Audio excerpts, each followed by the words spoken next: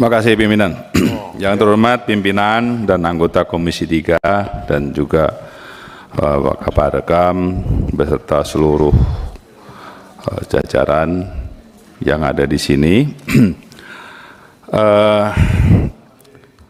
Kalau kita melihat pemilu 2024 yang akan datang ini sebenarnya lebih adem ayem dibandingkan 2019.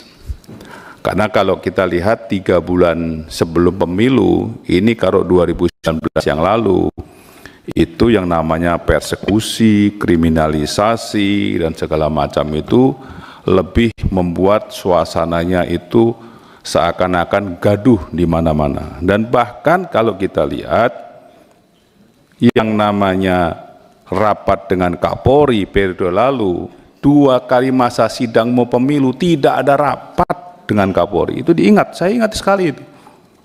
Nah dulu artinya kan kalau kita melihat sekarang ini Polri ini lebih netral. Polri sudah netral. Kita melihat di sini karena artinya dalam situasi yang sekarang ini apa yang sudah dipaparkan oleh Pak Kabar Rekam mengenai masalah bagaimana pengamanan pemilu itu saya kira sudah cukup berpengaruh dan sudah cukup bagus yang untuk kedepannya, karena pengalaman dengan 2019 yang dahulu itu Pilpres, Pileg, dan DPD dijadikan satu, itu adalah merupakan suatu pengalaman yang berharga. Dan saya kira ke depan ini apa yang dipaparkan itu sudah komprehensif, semuanya bisa dijalankan, dan saya kira tidak perlu kita khawatirkan lagi netralitas daripada Polri itu. Kalau kita saat ini melihat justru kita harus jaga Polri, jangan Polri ini dibuat seakan-akan ada orang yang play victim. Nah ini yang jadi masalah. Seperti kejadian misalnya di Solo misalnya. Itu jangan-jangan juga play victim juga, begitu kan. Jadi saya kira Polri ini justru akan dipakai sebagai kambing hitam di sini, tidak Polri. Ini yang harus kita jaga sebagai mitra Polri. Jangan justru kita mempersulit Polri dalam hari ini sebagai mitra. Kita harus menguatkan Polri dalam hal ini.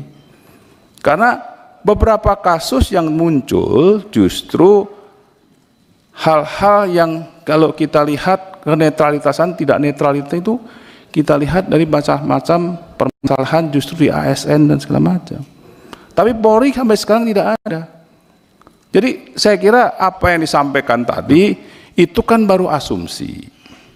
Nah, yang disampaikan Pak Saparudin itu jangan-jangan dulu yang pernah dilakukan, gitu kan.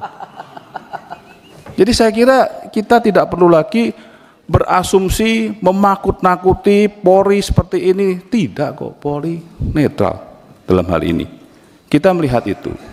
Jadi saya sampaikan juga tadi, Pak Trimet, Pak JP juga jangan takut yang maju anak presiden sebagai cawapres. Dulu yang kita hadapi itu presidennya, Pak. Ya kan, presidennya yang kita hadapi dulu. Kita sebagai oposisi dulu, bukan anaknya. Nah, jadi saya kira ini beda, gitu kan? Ini beda lagi di sini. Sekarang beda. Jadi kalau hal seperti ini, saya kira kita percaya, ya, kita percaya bahwa polisi ini akan netral. Dan kita sebagai mitra kita menguatkan di sini, ya.